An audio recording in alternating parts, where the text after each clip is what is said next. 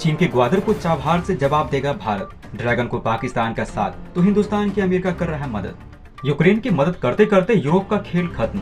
World powers की अब होगी पुतिन के सामने अग्नि परीक्षा। दोस्तों, हिंद महासागर पर चीन और भारत के बीच प्रतिद्वंदिता किसी से छिपी नहीं है।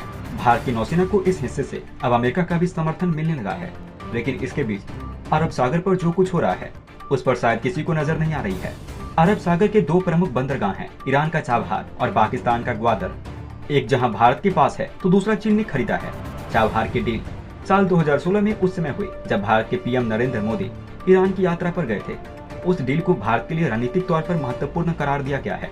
ग्वादर पोर्ट चीन के चीन पाकिस्तान इकोनॉमिक कॉरिडोर यानी कि सीपैक का हिस्सा है। ग्वादर को हासिल करने का मकसद हिंद महासागर पर अपनी पैठ जमाना था, जबकि चाबहार भारत को अफगानिस्तान के करीब लेकर आता है। दोनों ही बंदरगाह अपने अपने लिहाज से काफी अलग हैं। ग्वादर और चाबहार में करीब 172 किलोमीटर की दूरी है और 5 से 6 घंटे में एक बंदरगाह से दूसरे बंदरगाह पर पहुंचा जा सकता है। दोनों ही बंदरगाह बहुत बड़े हों ऐसा भी नहीं है, लेकिन इनकी भौगोलिक स्थिति ऐसी है कि ये दक्षिण एशिया में रणनीतिक संतुलन को बना भी सकते हैं और बिगाड़ भी सकते हैं। ग्वादर बंदरगाह हॉर्मुज जलमार्ग के काफी करीब है। इस वजह से चीन आसानी से हिंद महासागर तक पहुंच सकता है। यहाँ से चीन भारतीय नौसेना के अलावा अरब सागर में मौजूद अमेरिकी नौसेना पर नजर रख सकता है। इसके अलावा भारत की खाड़ी में क्या गतिविधियां हो रही है इस पर भी चीन का पैनी नजर हो सकता है।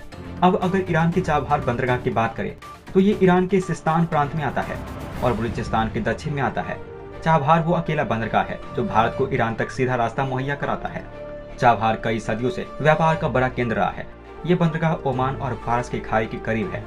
सिर्फ इतना ही नहीं, चाबहार बंदरगाह का मौसम हमेशा अमेरिका के फ्लोरिडा स्थित मियामी बंदरगाह जैसा रहता है। यह मिडिल ईस्ट का सबसे बड़ा पोर्ट है। इसका निर्माण वर्ष 1973 से हो रहा है, लेकिन संसाधनों की कमी के अभाव में इसमें लगातार देरी होती गई।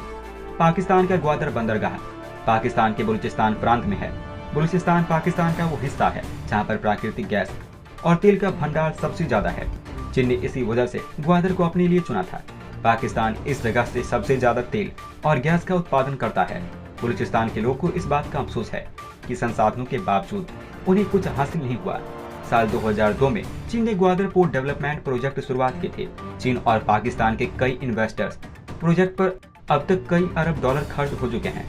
चीन की ओर से अब 200 मिलियन डॉलर का इन्वेस्टमेंट इसमें करने का वादा किया गया है। इस प्रोजेक्ट का पहला फेज वर्ष 2005 में पूरा हो गया था। ग्वादर की जनसंख्या 2001 तक सिर्फ 5000 थी। चीन का प्रोजेक्ट शुरू होने के बाद जनसंख्या 12500 पार कर गई। यहाँ से चीन ऑयल सप्लाई रूट्स पर नजर रखना चाहता है।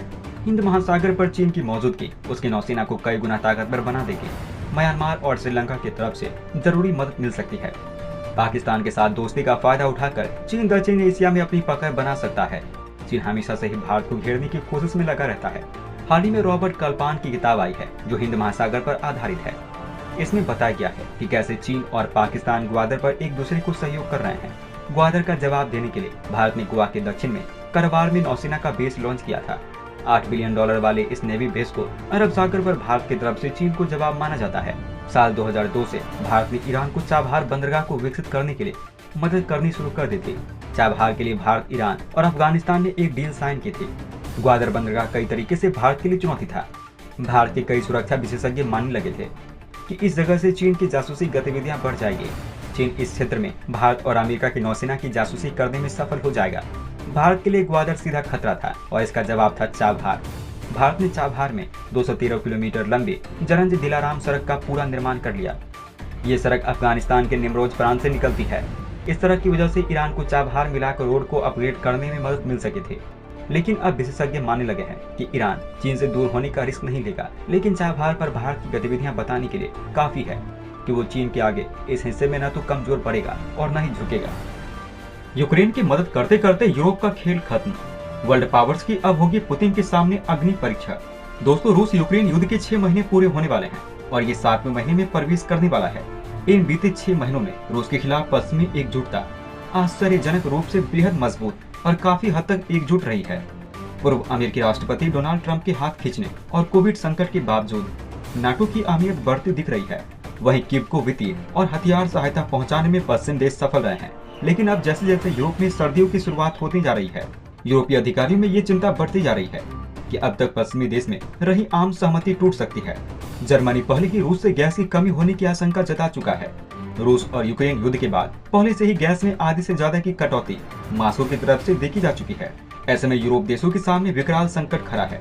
समूचा यूरोप इस बात को लेकर चिंतित है क्योंकि मंदी की संभावना को लेकर महाद्वीप में महंगाई बढ़ती जा रही है और घरों को गर्म रखने के लिए पर्याप्त ईंधन बचा नहीं है।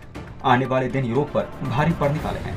हालांकि रूस के रुख को देखते हुए कुछ यूरोपीय देश इस कमी को अपने सिरे से पूरी करने की तरफ कदम बढ़ा चुके हैं। जर्मनी में बिजली बचाने के लिए रोशनी वाले स्मारकों को बंद कर दिया गया है, जबकि फ्रांस से दुकानों को एसी चालू होने पर दरवाजों को बंद रखने के लिए कहा गया है।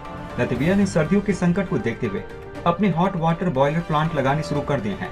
यूरोप के कुछ और देश जैसे बुल्गारिया, फिनलैंड, नीदरलैंड और पोलैंड भी गैस की खपत में कमी कर चुके हैं।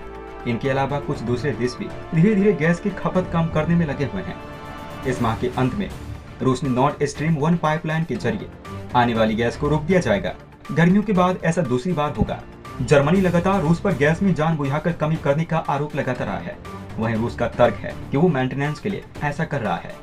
आपको बता दें कि यूक्रेन पर हमले के बाद से रूस पर कई सारे प्रतिबंध लगाए जा चुके हैं। रूस जुलाई के बाद से गैस की सप्लाई में करीब 70% की कमी कर चुका है।